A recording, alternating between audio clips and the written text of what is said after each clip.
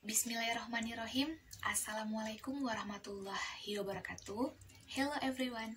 Perkenalkan, saya Anissa Rahmi Arif, mahasiswi Institut Agama Islam Negeri Zawiyah Cutkalangsa, program studi pendidikan guru Madrasah Ibtidaiyah, semester 3. Pada kesempatan kali ini, saya akan menjelaskan materi dari makalah yang sudah saya buat sebelumnya, yaitu yang berjudul Bentuk-bentuk layanan bimbingan konseling di Madrasah Ibtidaiyah atau sekolah dasar. Video ini saya buat dalam rangka memenuhi tugas mata kuliah bimbingan belajar dan konseling di Madrasah Ibtidaiyah atau sekolah dasar yang diberikan oleh dosen saya, yaitu yang terhormat Ibu Suhelayanti MPDI. Bentuk-bentuk layanan bimbingan konseling di Madrasah Ibtidaiyah atau sekolah dasar. Layanan bimbingan dan konseling sangat diperlukan dalam pelaksanaan instruksional, karena dalam prakteknya tidak sedikit di antara siswa dalam mengikuti proses belajar mengajar mengalami kesulitan dalam menangkap dan memahami isi pelajaran yang disampaikan oleh guru.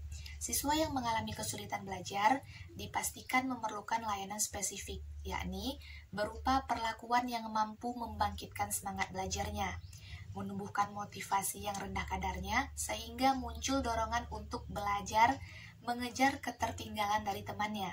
Dalam kaitannya, pencapaian tugas perkembangan adanya layanan BK menjadi urgent pula bagi setiap siswa. Komponen program BK perkembangan.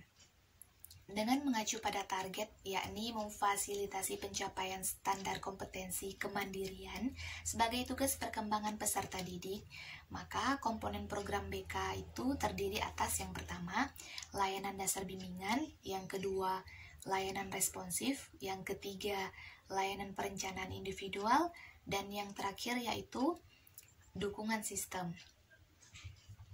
Layanan dasar bimbingan atau dalam beberapa literatur disebut guidance curriculum atau kurikulum bimbingan, merupakan layanan BK yang berupa penyiapan pengalaman secara terprogram melalui pendekatan kelompok untuk mengembangkan perilaku seperti yang dikehendaki oleh tugas-tugas perkembangan yang terumus dalam standar kompetensi kemandirian peserta didik.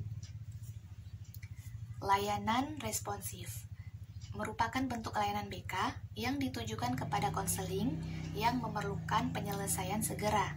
Penanganan segera ini diperlukan karena jika sampai terjadi penundaan atau keterlambatan dalam menangani kasus itu akan berakibat terhambatnya peserta didik dalam mencapai SKKPD.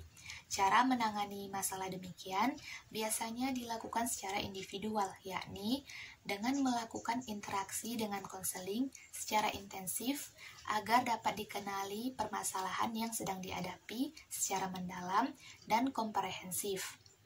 Untuk selanjutnya memudahkan dalam menemukan solusinya. Layanan perencanaan individual merupakan bentuk bantuan kepada konseling agar ia mampu membuat rencana secara terprogram dalam kehidupannya. Perencanaan yang diperlukan meliputi perencanaan kelanjutan studi, perencanaan karir, maupun perencanaan kehidupan di masyarakat. Selanjutnya yaitu ada dukungan sistem.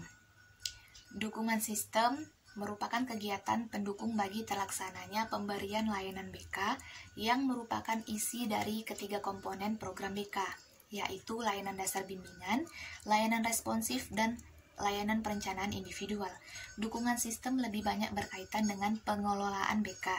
Bagaimana profesionalitas personil bisa dicapai, kebijakan apa yang perlu diadakan sehingga berangsur-angsur layanan BK yang diterima peserta didik memenuhi kebutuhan dan pada gilirannya memberi makna baginya. Untuk dapat memberi layanan BK sesuai dengan kebutuhan siswa, diperlukan pula adanya berbagai inovasi, baik yang menyangkut teknik pemberian layanan, instrumen yang digunakan sebagai pengumpul data, cara mengolah data, ataupun pemanfaatan teknologi. Demikianlah yang dapat saya sampaikan, lebih dan kurang saya mohon maaf. Akhirul kalam, wabillahi taufiq wal hidayah, wassalamualaikum warahmatullahi wabarakatuh.